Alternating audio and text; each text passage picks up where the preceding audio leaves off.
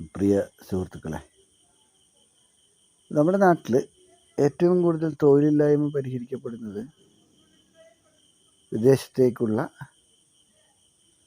കേന്ദ്ര സർക്കാരിൻ്റെ കീഴിൽ ഓവർസീസ് എംപ്ലോയ്മെൻറ്റ് ഡിവിഷന് കീഴിൽ നടക്കുന്ന വിദേശ തൊഴിലവസരങ്ങൾ സൃഷ്ടിക്കുന്നതുമായി ബന്ധപ്പെട്ടിട്ടാണ്. എന്നാൽ ഈ മേഖലയിൽ കൃത്യമായിട്ടും ബന്ധപ്പെട്ട് പ്രവർത്തിക്കുന്നവർക്ക് അർഹമായിട്ടുള്ള പരിഗണന കിട്ടുന്നില്ല. നിലവിൽ ഇതിൽ പ്രശ്നങ്ങളുണ്ടാകുമ്പോൾ വ്യക്തി കേന്ദ്രീകൃതമായിട്ട് മാറുകയും ബന്ധപ്പെട്ട അധികാരികളുടെ ഭാഗത്തു നിന്നോ ഈ പറയുന്ന വകുപ്പിൻ്റെ ഭാഗത്തു നിന്ന് യാതൊരു ആനുകൂല്യമോ സഹകരണമോ സാഹചര്യമോ ഇതുമായി ബന്ധപ്പെട്ട് പ്രവർത്തിക്കുന്നവർക്ക് കിട്ടുന്നില്ല എന്നുള്ളതാണ് പ്രധാനപ്പെട്ട പ്രശ്നം. അപ്പോൾ ആ സാഹചര്യം മാറണം. അത് ശരിയായിട്ടുള്ളൊരു കാഴ്ചപ്പാടല്ല. ഇപ്പോൾ നമ്മുടെ രാജ്യത്ത് തൊഴിലില്ലായ്മ പരിഹരിക്കുന്നു എന്ന് പറയുന്നതിന് പ്രധാനപ്പെട്ടൊരു ഭാഗമാണ് ഈ ഓവർസീസ് എംപ്ലോയ്മെൻറ്റ് ഡിവിഷനുമായി ബന്ധപ്പെട്ട് കേന്ദ്ര സർക്കാരിന് കീഴിൽ നടക്കുന്ന ഈ വകുപ്പുമായി ബന്ധപ്പെട്ട് ലഭ്യമാക്കുന്ന തൊഴിലവസരങ്ങൾ. അപ്പം അതിലൊരു പ്രശ്നം എന്താണ്? നിലവിൽ ഇപ്പം ഇതിലെന്തെങ്കിലും ഒരു പ്രശ്നം ഉണ്ടായിക്കഴിഞ്ഞാൽ ഇത്തരം തൊഴിലവസരങ്ങൾ കൊണ്ടുവരുന്ന ആളുകളിലേക്ക് മാത്രം ഇത് കേന്ദ്രീകരിക്കപ്പെടുന്നു. അപ്പോൾ ഇനി അതിലൊരു അപാകത ഉണ്ടെങ്കിൽ, ഇപ്പം നമ്മൾ ഒരു വിസ വന്നിട്ട് ആളുകൾ പോകുന്നില്ല എങ്കിലും ഇതിൻ്റെ നഷ്ടം ആരിലേക്ക് വരുന്നു? അങ്ങനെയുണ്ട്. ആളുകൾ പാസ്പോർട്ട് പോലും ഉപേക്ഷിച്ചിട്ട് പോവുകയാണ്. പാസ്പോർട്ടും ഉണ്ട്, അവർ വിസ എടുക്കാൻ വേണ്ടി തന്ന പാസ്പോർട്ട് ഹോൾഡ് ചെയ്തിട്ടുണ്ട്, അതുപോലെ അവരുടെ വിസയും വന്നിട്ടുണ്ട്. പക്ഷെ അതിന് ശേഷം ഇവരെ ബന്ധപ്പെടുമ്പോൾ റെസ്പോണ്ടൊന്നുമില്ല. ചിലപ്പോൾ കുറേ കാലം കഴിയുമ്പോൾ ഇവർ കൊണ്ടുപോയി ഒരു പരാതി കൊടുക്കും, എൻ്റെ പാസ്പോർട്ട് തിരിച്ചു കിട്ടണം എന്ന് പറഞ്ഞിട്ട്. അപ്പോഴും നമുക്ക് ഈ പറയുന്ന ഇതിൻ്റെ എക്സ്പെൻസസ്, ലോസ്, നഷ്ടപരിഹാരം നമുക്ക് കിട്ടുന്നില്ല. മാത്രമല്ല, നമുക്ക് ചിലപ്പോൾ ഒരു കമ്പനിയുടെ പ്രൊജക്റ്റിൻ്റെ തുടക്കത്തിലാണ് ഈ കുറേ ആളുകൾ പോകാതിരിക്കുന്നെങ്കിൽ ആ പ്രൊജക്റ്റ് പോലും ക്യാൻസലായി പോകുന്നു. അപ്പം നമുക്കതുമായി ബന്ധപ്പെട്ട് ചിലവാക്കിയ എക്സ്പെൻസുകൾ നഷ്ടത്തിലാവുന്നു.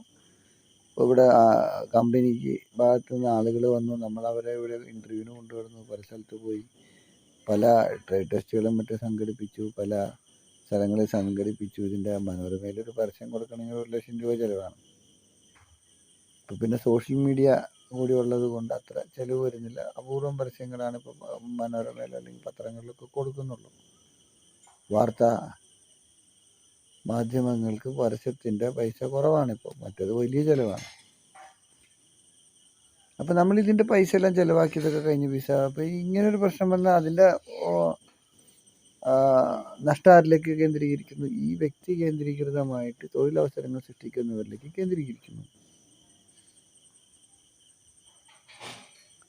അപ്പോൾ ഇവർ പോയില്ലെങ്കിലും ഇതിൻ്റെ നഷ്ടം ആര്? വിസ വന്നിട്ട് ആളുകൾ കയറിപ്പോയില്ലെങ്കിൽ ഇതിൻ്റെ നഷ്ടം ആര് സഹിക്കണം? ഈ തൊഴിലവസരങ്ങൾ സൃഷ്ടിക്കുന്നതുമായി ബന്ധപ്പെട്ട കമ്പനികൾക്കും ഈ റിക്രൂട്ട്മെൻറ്റ് ഏജൻസികൾക്കും ഇടയിൽ പ്രവർത്തിക്കുന്നവർ സഹിക്കേണ്ടി വരുന്നു. അതിന് ലീഗലൈസ് ചെയ്യുന്നൊരു പ്രൊഫഷൻ ഇതുവരെ ഇല്ലതാണ്. അപ്പോൾ അതുണ്ടാക്കണം. മാത്രമല്ല, ഇനി സക്സസ് ആയി പോയ ബിസിനസ്സുകൾക്ക് നമുക്ക് പൈസ കിട്ടാത്തതുണ്ട്, ഒത്തിരി പൈസ കിട്ടാത്തതുണ്ട്. അപ്പോൾ അതിനും നമുക്ക് വേറെ പ്രൊഫഷനൊന്നുമില്ല. ഇനിയിപ്പോൾ ഇതിനകത്ത് വിസ വന്നു, അപ്പോൾ നമ്മളെ സംബന്ധിച്ചിടത്തോളം ഇപ്പോൾ ഖത്തറിൻ്റെ സൈറ്റിൽ വിസ കാണുന്നുണ്ട് ഉണ്ടെങ്കിൽ അത് കഴിഞ്ഞു. ഖത്തർ സൈറ്റിൽ വിസ വേറെ ആൾക്ക് അപ്ലോഡ് ചെയ്യാൻ പറ്റില്ല. അത് ഖത്തറിൻ്റെ വിസയാണ്, അത് അപ്ലോഡ് ചെയ്യാൻ പറ്റില്ല. കാരണം ഖത്തർ സൈറ്റിൽ കാണുന്ന വിസയാണ്. അതാണുള്ള ജെനുവിനിറ്റി നമ്മൾ നോക്കുന്നത്. ഇതിനപ്പുറത്തേക്ക് വേറെ സോഴ്സൊന്നുമില്ല. നമ്മൾ ഇവരുടെ പാസ്പോർട്ട് നമ്പറും ഡേറ്റ് ഓഫ് ബർത്തും അടിച്ച് ചെക്ക് ചെയ്ത് നോക്കുമ്പോൾ കാണുന്ന സൈറ്റിൽ വിസ കാണുന്നുണ്ടെങ്കിൽ അതാണ് അവൈലബിൾ വിസ. ഓക്കെ. പക്ഷെ എന്താണ്, ഇതിനകത്ത് ഇവർ കയറി പോയില്ലെങ്കിൽ ഒരു പക്ഷേ ചിലപ്പോൾ കമ്പനിയുടെ ഭാഗത്ത് നിന്ന് ഇപ്പോൾ ഡിലേ വരുന്നുണ്ട്, ചില പ്രൊജക്റ്റുകൾ ക്യാൻസലായി പോകുന്നു, മറ്റു പല പ്രശ്നങ്ങൾ വരുന്നു. അപ്പം നമ്മൾ ചില പൈസകളോ കാര്യങ്ങളൊക്കെ കൈമാറിയിട്ടുണ്ടെങ്കിൽ നമ്മളത് ഹാൻഡ് ഓവർ ചെയ്തിട്ടുണ്ടാവും. അപ്പോൾ ഇത് പോകാതെ വന്നാൽ നമുക്ക് വ്യക്തി കേന്ദ്രീകൃതമായിട്ട് കേസ് വരും. നമ്മളിതൊരു ഗവൺമെൻറ്റിൻ്റെ വിസ കിട്ടി ഞങ്ങൾക്ക് പോകാൻ പറ്റിയില്ല എന്ന രീതിയിലുള്ളൊരു പരാതിയായിട്ടല്ല വരുന്നത്. ഞങ്ങൾക്ക് ഓൾറെഡി വിസ കിട്ടിയില്ല, കൺട്രിക്ക് വിസ കിട്ടിയിട്ടുണ്ട്, പക്ഷെ പോകാൻ പറ്റിയിട്ടില്ല എന്ന രീതിയിൽ ഒരു പരാതിയല്ല. ഇനി ഞങ്ങളെ സംബന്ധിച്ച് ഞങ്ങൾക്ക് പരാതി കൊടുക്കാൻ ഓപ്ഷൻ ഉണ്ടോ? അതുമില്ല. ഇനി ഇത്തരത്തിലുണ്ടാകുന്ന കമ്പനികൾക്കെതിരെ നടപടി ഉണ്ടാകുന്നുണ്ടോ? ഇല്ല. അപ്പം നമ്മൾ ട്രാൻസ്ഫർ ചെയ്ത അക്കൗണ്ടിൽ നിന്ന് പൈസ തിരിച്ചു വരുന്നുണ്ടോ? അതില്ല. അപ്പം ഇതിൻ്റെ വ്യക്തി കേന്ദ്രീകൃതമായിട്ട് ഇതിൻ്റെ പ്രശ്നം ആരിലേക്ക് വരുന്നു? നമ്മളിലേക്ക് മാത്രം വരുന്നു. അപ്പം അതൊരു വിഷയമാണ്. ഇനി ഇത് ഇപ്പോൾ നമ്മൾ പറയുകയാണ് നിങ്ങൾക്ക് ഇപ്പോൾ ഇതിനകത്ത് ഇന്ന പ്രശ്നമുണ്ട്, ഇന്ന കാര്യമുണ്ട്, ഇന്നത് നടക്കുന്നില്ല, അപ്പോൾ അതുകൊണ്ടൊരു കാര്യം ചെയ്യാം, നമ്മൾ വേറെ ഏതെങ്കിലും വേക്കൻസി അപ്ഡേറ്റ് ചെയ്ത് തരാനേ പറ്റുള്ളൂ, നിങ്ങൾക്ക് പൈസ റീഫണ്ട് ചെയ്യാൻ സാധ്യമല്ല എന്ന് പറയാനും പറ്റില്ല.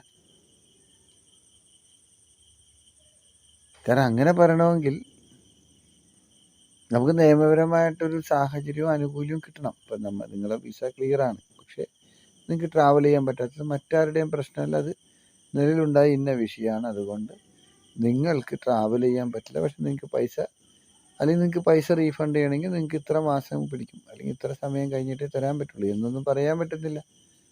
രണ്ടാമത് ഇത് ഇത്തരത്തിൽ ഇപ്പോൾ ഒരു പരാതിയായിട്ട് ചെന്ന് കഴിഞ്ഞാൽ നമ്മളെ മോശക്കാരായിട്ട് ചിത്രീകരിക്കുന്ന പണിയാണ് ഇവിടുത്തെ നിയമ സംവിധാനങ്ങൾ. അതുപോലെ തന്നെ ഇതിൻ്റെ എന്തെങ്കിലും രീതി ബുദ്ധിമുട്ടുണ്ടാകുന്ന ഒരാളുണ്ടെങ്കിൽ അവരും ചേർന്ന് നടത്തിക്കൊണ്ടിരിക്കുന്നു. അപ്പം അതൊന്നും നമുക്ക് ഇതിൻ്റെ അകത്ത് കാര്യമില്ലല്ലോ. ഈ സക്സസ് ആയി പോയ കാര്യങ്ങളിൽ 100-300 പേര് പോയിട്ടുണ്ടെങ്കിൽ ഇതിനകത്ത് നമുക്ക് ഈ പറയുന്ന ഏജൻസികളിൽ നിന്ന് പൈസ കിട്ടാറുണ്ടെങ്കിൽ അത് കിട്ടുന്നുമില്ല. അപ്പോൾ അവിടെയും പ്രശ്നമാണ്. അപ്പോൾ ഇതിൻ്റെ എല്ലാം നഷ്ടം ഏകപക്ഷീയമായിട്ട് നമ്മളിലേക്ക് കേന്ദ്രീകരിക്കപ്പെടുന്നു.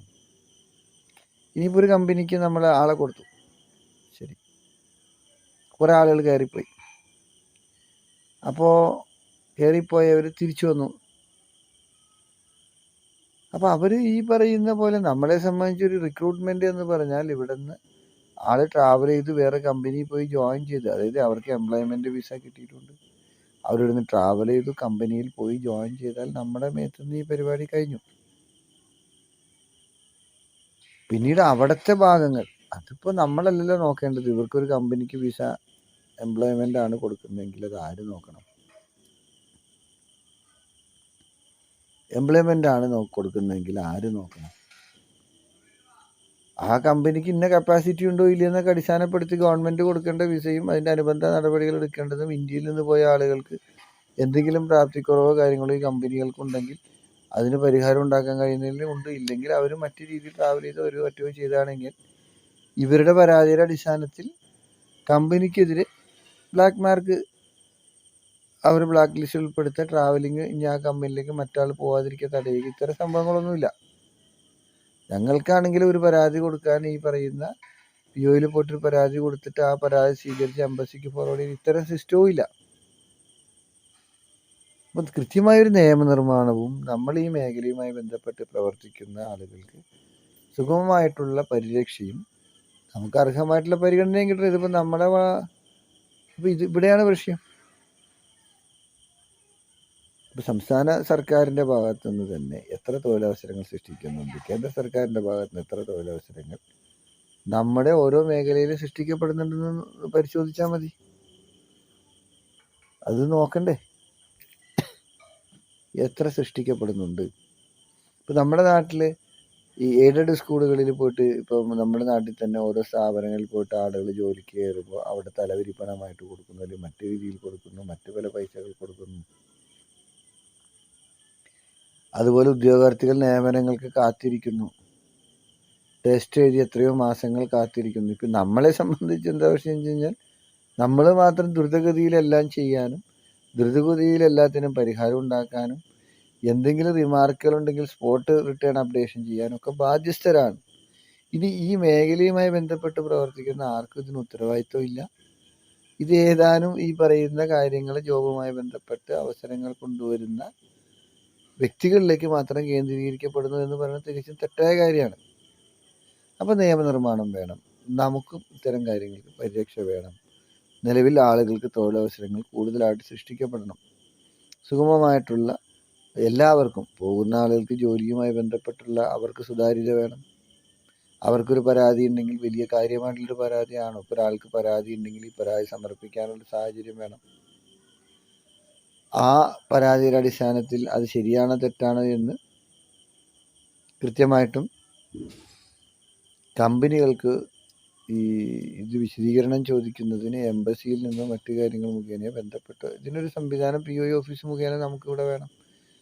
നമ്മുടെ നാട്ടിലെ ആളുകൾക്ക് ബന്ധപ്പെടുന്നതിന്, ഇവിടുത്തെ ഏജൻസികൾക്ക് ബന്ധപ്പെടുന്നതിന് ഒക്കെ ഒരു സംവിധാനം എന്ന് പറയുന്ന നിലക്ക് അവിടെ തന്നെ ഇതിൻ്റെ അനുബന്ധ ബാക്കി പരിപാടികളും കൂടി ചെയ്ത് പരാതികളുണ്ടെങ്കിൽ ഇന്ത്യൻ എംബസിക്ക് കൈമാറുക, അന്വേഷണം നടത്തുക, തിരിച്ച് റിപ്ലൈ കിട്ടുക, ഗൗരവകരമായിട്ടുള്ള കാര്യങ്ങളാണെങ്കിൽ കമ്പനികൾക്കെതിരെ നടപടികൾ സ്വീകരിക്കുക, അവർ ബ്ലാക്ക് ലിസ്റ്റിൽ ഉൾപ്പെടുത്തുക, ട്രാവൽ ചെയ്യാൻ പറ്റാതിരിക്കുക. ഇപ്പം നമ്മളെ ഒരു ഇൻ്റർവ്യൂ സെൻറ്ററിൽ വന്നിട്ട് ചില ആളുകൾ വെറുതെ വന്ന് തർക്കമുണ്ടാക്കുന്നു. അവർക്ക് പരാതിയില്ല, പോലീസിൽ പോകുന്നില്ല, POയിൽ പോകുന്നില്ല, എവിടെയും പോകുന്നില്ല, വെറുതെ തർക്കിച്ചുകൊണ്ടിരിക്കുന്നത് കഴിഞ്ഞിട്ട് അവരെവിടെ പോകുന്നു?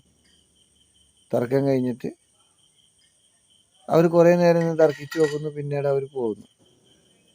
അപ്പം ഇതിനകത്ത് ലോസ് ഉണ്ടാകുന്ന ആർക്കാണ്?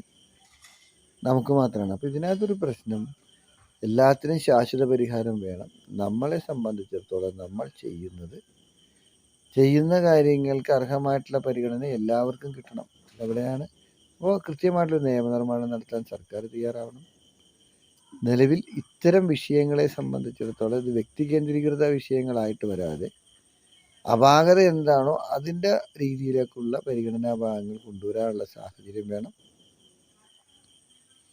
അതുപോലെ ഈ എമിഗ്രേറ്റഡ് കൺട്രിക്ക് പുറമേ ഉള്ള മറ്റ് കൺട്രികളുമായി ബന്ധപ്പെട്ട് ഒരു നിയമവും ഇല്ല. പക്ഷെ ഇതെല്ലാം ഇങ്ങനെ ആളുകൾക്ക് ഇവരെ അന്വേഷിക്കാൻ പ്രത്യേക സാഹചര്യങ്ങളൊന്നുമില്ല. ചെയ്യുന്ന ആളുകൾക്ക് യാതൊരു നിയമമില്ല. എമിഗ്രേറ്റഡ് കൺട്രികളല്ലാത്ത, അതും POയുടെ അണ്ടറിലേക്ക് കൊണ്ടുവന്നാൽ മതി. അപ്പോൾ ഈ വിദേശ തൊഴിൽ സാഹചര്യങ്ങൾ സൃഷ്ടിക്കുന്നതിന് പൂർണ്ണമായിട്ടുള്ള നിയമപരിരക്ഷ കൊണ്ടുവന്ന് പോകുന്ന ആളുകൾക്കും ശാശ്വത പരിഹാരത്തിനുള്ള സാഹചര്യം ഉണ്ടാക്കുക, ഈ മേഖലയുമായി ബന്ധപ്പെട്ട് പ്രവർത്തിക്കുന്ന ആളുകൾക്കും ഈ പറയുന്ന സുതാര്യമായിട്ട് പ്രവർത്തിക്കാനുള്ള സാഹചര്യം ഉണ്ടാക്കുക. ഇത് കൃത്യമായിട്ട് ബന്ധപ്പെട്ട വകുപ്പ് നടപടി സ്വീകരിക്കേണ്ടതാണ്. ഇല്ലെങ്കിൽ ഇത് ഏതാനും ചില വ്യക്തികൾക്ക് മാത്രം ബുദ്ധിമുട്ടുണ്ടാക്കേണ്ട സാഹചര്യം എന്താണ്? ഇവിടെയാണ് അതിൻ്റെ പ്രശ്നം. സർക്കാർ സംവിധാനത്തിന് പരിഹരിക്കാൻ പറ്റാത്തൊരു പ്രശ്നം, നിയമപരമായിട്ട് പരിഹരിക്കാൻ പറ്റാത്തൊരു പ്രശ്നം, ശാശ്വതമായിട്ട് പരിഹാരം കാണാൻ പറ്റാത്ത ഒരു പ്രശ്നം.